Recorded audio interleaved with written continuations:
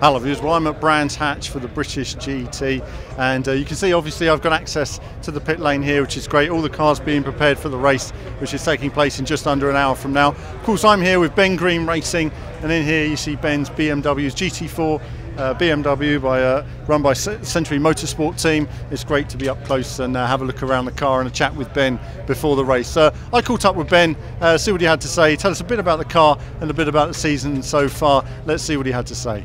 Hi guys, and welcome to Brands Hatch. We're here for the 6th round of British GT. I'm racing this beautiful M4 GT4 car here, and we're just going to take a look around the car. So come and take a look with me. So you can see it's a road car derived race car. We've got some nice carbon struts here that sort of support the suspension, make it nice and strong. Carbon splitters down the bottom here, making it nice and sort of giving the front lots of grip. Carbon bonnet as well, sort of making it nice and light, getting all the weight as low as possible. Really, that really makes a big difference in this car. So we'll take around and look at the driver's side. My teammate Ben Tuck right in the way at the moment. So can I just have a look at the car? So you can see obviously all the sponsors down the side of the car here, and very light door as well. All carbon fibre this here, and you can feel it's literally maybe a kilo, maybe 2 kilos. So it's very light indeed. Inside the car here you can see we've got a full LED display with a sort of data logger on front of it, a Race Logic data logger. Lots of buttons on the steering wheel. The main one we use is the radio. It's not KISS, not Capital FM. It's talking to the team on the pit lane. And then we've got aircon over the back there, which we don't normally use because it takes away a little bit of power. But maybe today, as it's going to be about 50 or 60 degrees air temperature inside the car. Another thing that sort of you may have noticed is the car's left-hand drive, which is very different to sort of obviously right-hand drive cars. The biggest sort of improvement for us is that as a driver, you can see more of where you're going because you're on the left side of the road and you're turning right most corners, so you can actually see better through the windscreen. Obviously on the A-pillar isn't in your way as much, so it does help out quite a bit. Other features of the car, you can see all the sort of reinforcement with the chassis around the back. So more carbon fibre parts, rear wing, the roof is carbon fibre as well. Some nice big brakes there you can see as well. I mean, they're rear brakes. Obviously the rear brakes are always small in the fronts, but you can see the size of them. It's a real strong feature of the car here. It really helps out us competing against the McLarens, the Aston Martins, and all of the other sort of very competitive cars, Mercedes. So it does make a big difference for us. So there's some of the interesting points for our car, and I hope you've enjoyed taking a look at this. Okay viewers, now I'm with Ben, and obviously we've got the car, we've had a look at the car, and Ben, obviously the viewers have seen some of your videos on Assetto Corsa and Project Cars too, but now you're doing the real thing here today. You've moved to obviously British GT this year, very competitive GT4. What's your season been like so far? Tell us some of the sort of, I guess, some of the key experiences you've gained from a year in British GT. I've learned a lot this year. It's a very competitive series. It's all about qualifying. You know, it's an endurance race, it's a 2-hour race, but where you start will make such a difference to the race because if you're getting held up mid-grid, you're going to lose so much time to the guys at the front and you're never going to get that back because the tyres are always going to fall away from you towards the end of your stint. Naturally it gets hotter throughout the day, so 1 until 3, which is our race today, it's going to get hotter, so the tyres are never going to get any better. So you've really got to get that start nailed and get a really good start, and obviously if you qualify up the front, that helps quite a lot. Other than that, really, consistency is very important. Obviously, being an hour stint, which is what I'll be doing today, you've got to be consistent. You've got to keep the car in good shape. You've got to make sure you not overwork the brakes. Obviously, you're braking as hard and late as you can. But if you're sitting behind someone getting no airflow, you've got to be mindful of that. And you've really got to have a good attitude to how you're driving because you're going to hand the car over to someone that's going to do another hour in it. So it's got to be in a good condition. That's the big thing. In this type of racing, obviously, you change over halfway. Does that alter the setup? Because you might have a setup slightly different to your teammate and how it works. Is there any changes to the internals of the car and getting you both in there and comfortable? Compromise is a big word we use. It's me and Ben luckily have a very similar driving style, but many people don't. So yeah, we have a very similar driving style. The car suits us both, how it's set up. So yeah, the car wouldn't change setup mid-race. What we do is change tyres. So we'll start the race on my set of tyres from qualifying, and then when we have the pit stop, we'll change to Ben's set of tyres from his qualifying session. Okay, let's talk about the nuances of this car. There are circuits that work for some cars, whether it's straight line speed, high speed, mid speed, corners. What about the strengths of this car? I mean, we're at Brands Hatch, a lot of undulation, very twisty circuit. how do you think this car's strength will relate to the circuit today? The great thing for us is the brakes are phenomenal in this car. They are really good, and although there's not many big braking zones around here, what it does mean is we can brake really well into the corner, and it kind of keeps the weight on the front of the car, keeps the car turning all the way in, so we never really have any understeer around here. In fact, we're actually struggling for rear grip, which is very uncommon in a road-derived car, because you make a car for the road, you design it to naturally have a bit of understeer in it, because you don't want your nan driving down to Tesco's sliding around in a Ford Focus. You just wouldn't want it, because it's not right. So cars naturally understeer. So to have a road car that we can make oversteer is fantastic, because it means it's a pliable object. You know, we can work with it as a driver. We can sort of mould it to do exactly what we want it to do. And you know, as far as positives for this car, we've got to say a great front end. So around the back section where it's 4th and 5th gear corners, it's really good. You can get the front in really well, turn the car in well, and have a really high entry speed, which is where you find all the time on this track. So that's the main thing, braking and the front end being good. That's interesting. Just here, one quick question relating to car moving around at the rear. What about damaging the tyres? Is that something you have to be constantly aware of with the car? I mean, does that work well in terms of balance? You have to be very mindful when you're driving it. You know, you've got an hour stint. You don't want to overcook it. You don't want to, you know, spin them up all the time. But a little bit of movement mid-corner isn't always too bad, because it gets the car turning. It takes the pressure off the front tyres. But again, that's when you're right on the edge of the grip. You're like almost losing it, but just saving it. So it's quite tricky to get that right. But yeah. Well, final question, I guess. Second place in quali, just missing out on pole position in the GT4 category. What are your thoughts for the race today? Yeah, it was close, 0.02 seconds off a pole, so it was a close one. But I think we're going to be in a good place for today's race. It's a good track. I like the track, so does Ben, and obviously everyone in the team does really. But I think we'll be in a good place no matter what. Well, brilliant, Ben. Well, listen, best of luck for today, and we'll see how you get on later. Thank you. Cheers. Thank you. So then, viewers, it was time for a wander on the grid. My first time actually on a racing grid in this way, just before the drivers set off for the race, and it was a really great privilege to be on the circuit with the drivers climbing into their cars just before the start of the race, as we head up from the very front through the GT3 category and work our way through to Ben and the GT4 cars further down the grid. And a great result for him to be on the front row of the grid and get up close and personal to all these cars. You know, really nice to see them as the, you know, as I say, as the drivers prepare themselves and any last minute checks and changes are made. It was a very hot day. You don't want to be in the car too long. You'll see various reflectors on the windscreens to try keeping some of the heat off. It also gets very hot in the cars during the course of the race.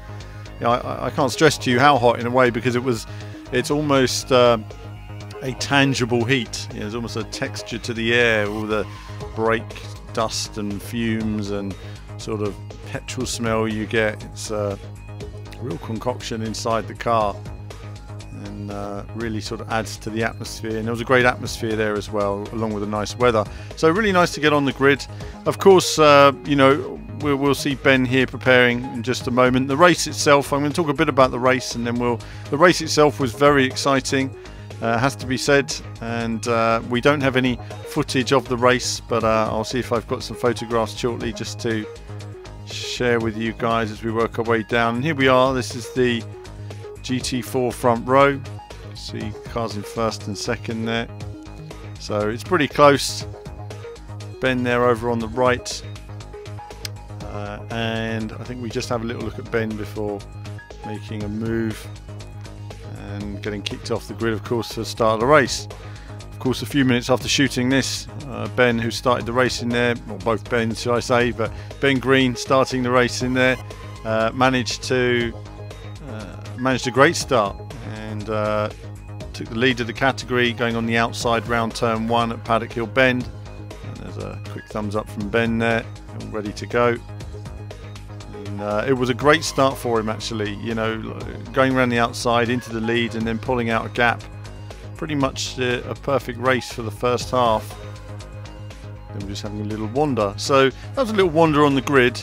And now a little chat about the race. Obviously Ben managed to pull out. Unfortunately, I think I believe there was a safety car or something that slowed them all down, and then a lot of the Pro-Am cars were further ahead. They have shorter pit stops. The GT4 cars, and I forget the exact amount of time, but I believe it's an extra 20 seconds in the pit for the Pro and Pro, as it were.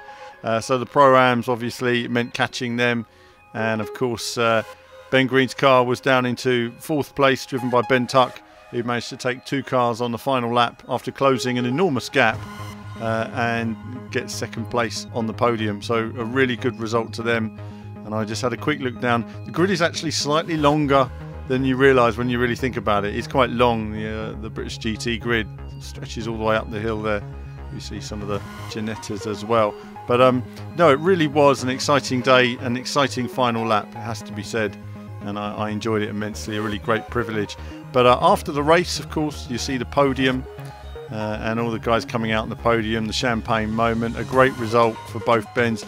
And it puts him, of course, 2nd place in the championship, all to play for in Donington in a few weeks' time. But first I wanted to have a catch up with Ben just to get his feelings on the race and where he was at that time, buzzing after a lengthy drive and managing to get a great result. Let's see what he had to say.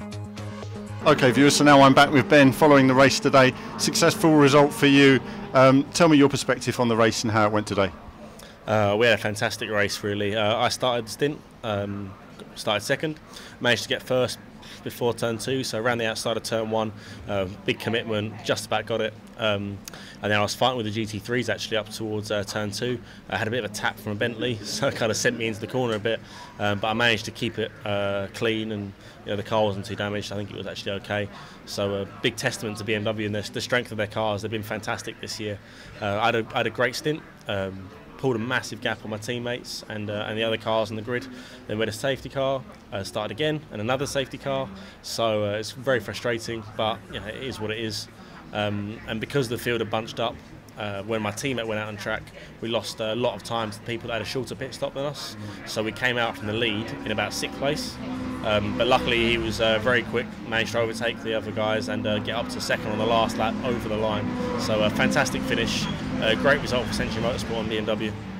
Well, great. I have to say it was very exciting. Obviously Ben Tuck out there continuing. I mean, that first stint you went round the outside, got into the lead, then you have, like you say, those safety car moments. How do you feel in the car? Is there a frustration? Is there a nervousness? Does it change your approach to the race in terms of your tyres and how you're working strategically? Oh, I literally pushed flat out the whole time. I mean, sometimes you can manage them, but I mean today we just knew we had to push, get a big as gap as possible, because the guys were Pro-Am pairing at 30 seconds less in the pits. That's just the way the rules work. But yeah, we had to push hard, and I pushed hard, used a lot of the tyres life, and then we had the safety car, so it was hard to get that gap again. But I did the best I could in my stint, did a good job, and Tuck did a good job in his stint as well. Absolutely. I mean, well, from both of you, I mean, obviously fantastic. We see the trophy here as well, 2nd on the podium. That's brilliant work today. And for the championship as well, it moves you from 5th to 2nd place. It's all to play for in the final race in Donington. Looking forward to Donington now. Tell me about your thoughts on Donington as a circuit, how you think you can perform there. Yeah, it's a great circuit. I absolutely love it. I got my first ever podium in cars there. Got my first ever win in cars there. I've tested LMP3. I've raced a GT3 car. So I've had a lot of experience at Donington, and I really like the track. So I'm hoping to carry our good pace from the race here into Donington's race and qualifying as well, and hopefully get a really good result. I mean, Donington brings its own challenges. It's a lot of undulation again. It's quite tricky, and I was saying to you before, you got those braking points at the top of the hill, and towards the end of the lap, especially the final corner with you guys doing the extended lap, it's going to be very tricky. Is there going to be a different approach again to tyres, or you're just going to be pushing flat out? Flat out, it literally will be. I mean, with these soaring temperatures we've had recently, you've got to make sure you don't slide the car. As long as you're not sliding it, you're fine to push. The second you start to slide around, you've got to back it off a bit, because that really hurts the tyre. That sort of that rubber moving over the surface just doesn't like it at all. But yeah, Donington, it's a fairly abrasive circuit. There's quite a few braking points. Our car's good on the brakes. It's one of our strong points, and through the high-speed corners as well, which there's also quite a few of in the first 2 sectors at Donington. The last couple of corners, I think, again, will be good on the brakes, but it's the last hairpin especially is a very strange corner. It really drops away on the exit, which you don't really get so much on sims and on games. It really drops away and you don't realise that until you drive it. So it'll be one of those ones where we learn in the practice, we push in the quali, and then we learn for the race, and we go in the race and have a good race, hopefully. Fingers crossed. Well, I tell you what, it's all to play for now. You've managed to close that gap up in the championship. I mean, that's a big deal today. And like you say, the way the order finished for you really worked out well in terms of the points. Well, listen, Ben, thanks for your time today. Great result, and we'll hear more from you around Donington. But thanks for your time. Thank you. No worries.